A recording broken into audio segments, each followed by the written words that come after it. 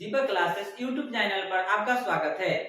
चलिए अब हम लोग 3 नंबर क्वेश्चन पढ़ते हैं प्रश्नावली 8.1 का। यह 10th क्लास का 8.1 प्रश्नावली है। इससे पहले वाले वीडियो में प्रश्नावली 8.1 का 1 और 2 क्वेश्चन पढ़े थे।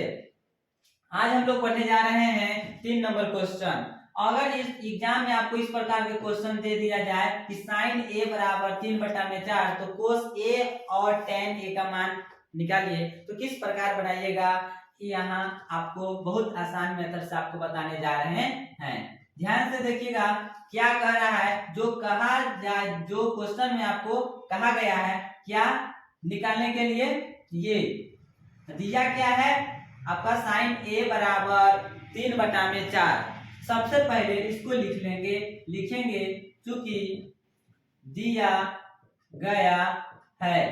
क्या दिया गया है बोलिए, साइन ए बराबर 3/4। और आपको पता ही होगा, इससे पहले वाले वीडियो में देखे होंगे, इससे पहले वाला वीडियो देखे होंगे तो आपको पता होगा साइन ए का फॉर्मूला क्या होता है। साइन ए का फॉर्मूला होता है लंब बटा में कर्ण। लंब बटा में कर्ण होता है। साइन ए का फॉर्मूला क्या होता है, साइन का लंब बटा में कर्ण। अब यहाँ से देखिए चूंकि दिया गया है इतना, इसलिए आप क्या निकाल लीजिए, इसलिए क्या हो गया, तो लंब है तो लंब कितना हो जाएगा बोलिए, ऊपर वाले ऊपर के बराबर, तो लंब कितना हो गया 3, ये वाला इसके बराबर, तो कर्ण कितना हो गया 4। अब बताइए आपके पास लंब का मान पता है और कर्ण का मान भी आपको पास पता है, तो निकालिएगा कि आप आधार का मान निकालिएगा। और हम आपको आधार का फॉर्मूला बताए थे। क्या बताए थे, आधार बराबर रूट अंडर कर्ण के स्क्वायर, किसका स्क्वायर, कर्ण के स्क्वायर माइनस लंब का स्क्वायर।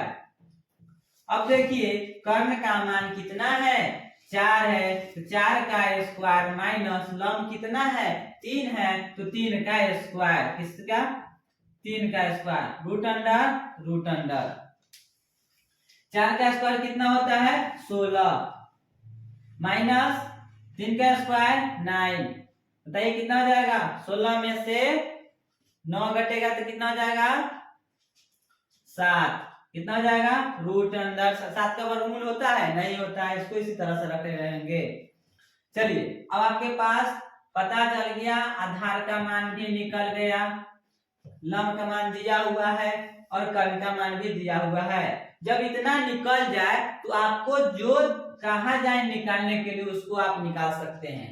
क्या कह रहा है, हमें लिखेंगे यहाँ पे, हमें ज्ञात करना है, क्या ज्ञात करना है, कोस ए बराबर।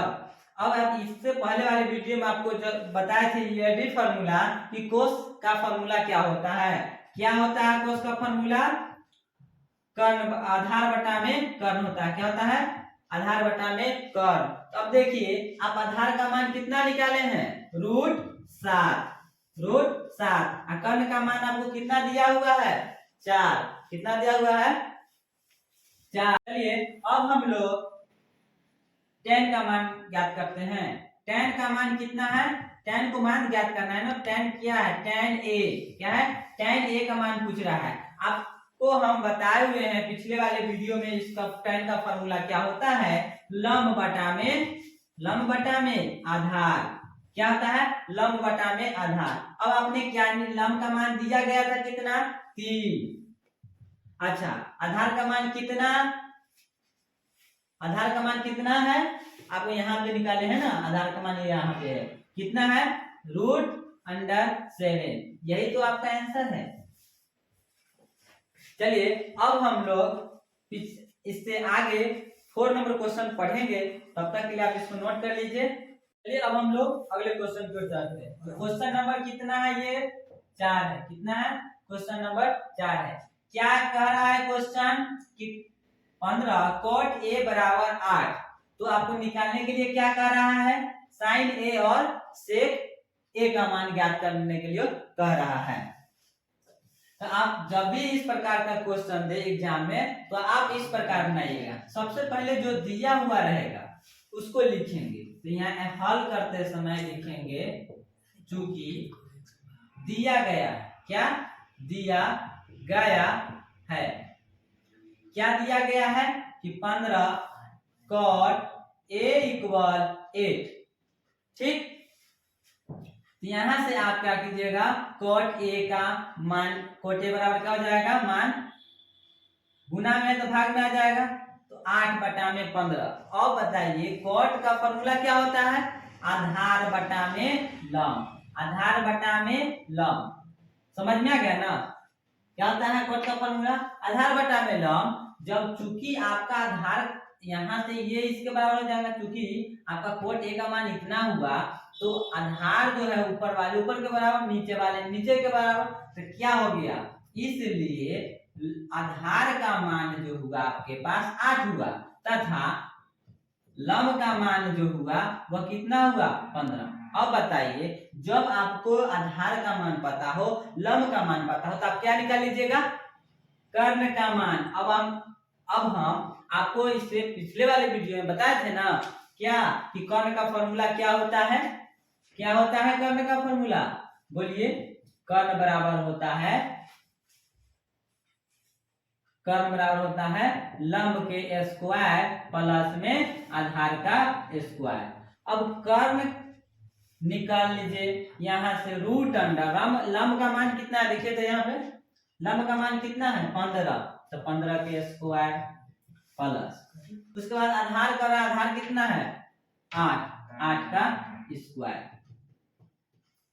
अब बताइए 15 का स्क्वायर 225 प्लस, उसके बाद 8 का स्क्वायर 64, आपको पता है स्क्वायर होगा, चलिए इसको जोड़ लेते हैं तो कितना आ जाएगा, 5 4 ने 6 2 8 2 का 2, कितना हो गया 289। और इसका वर्गमूल कितना होता है, आपको पता ही है 17 होता है इसका वर्गमूल। जब आपको आधार दिया हुआ है, लंब दिया हुआ है और कर्ण आपने निकाल लिया, तो आप इसके बाद इसको निकाल लीजिएगा, मान क्या दिया जो दिया हुआ रहेगा, तो यहाँ पे लिखेंगे हमें ज्ञात करना है, क्या ज्ञात करना है, साइन ए। अब बताइए साइन का फॉर्मूला क्या होता है, क्या होता है साइन का फॉर्मूला, लंब बट्टा में क्या, कर्ण। लंब का मान कितना निकाल, यहाँ दिया हुआ है लंब का मान 15, कर्ण का मान कितना 17, यहाँ लिखेंगे 17।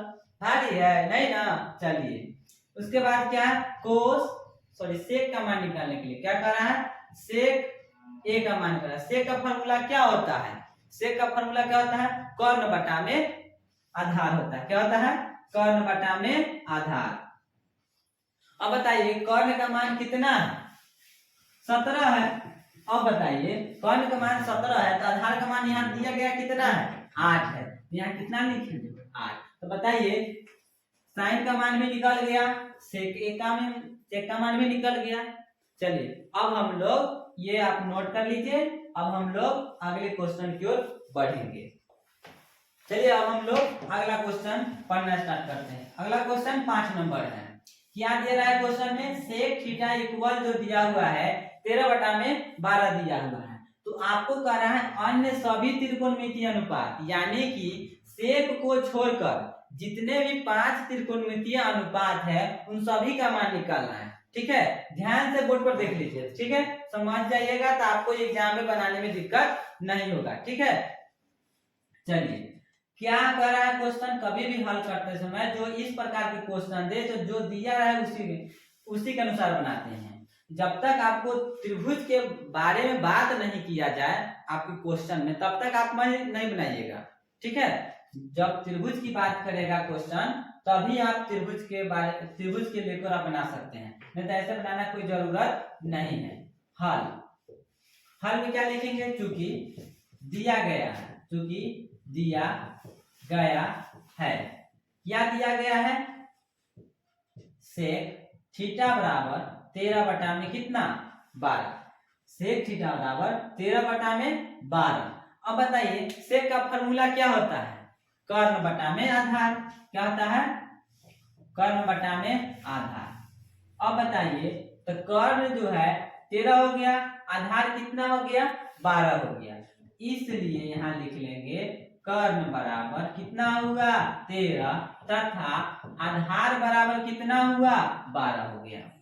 जब आपको कर्ण पता हो और आधार पता हो तो आप निकालिएगा क्या, बताइए, लंब। क्या निकालिएगा, लंब। तो लंब का सूत्र क्या होता है, रूट अंडर कर्ण के स्क्वायर माइनस में आधार का स्क्वायर।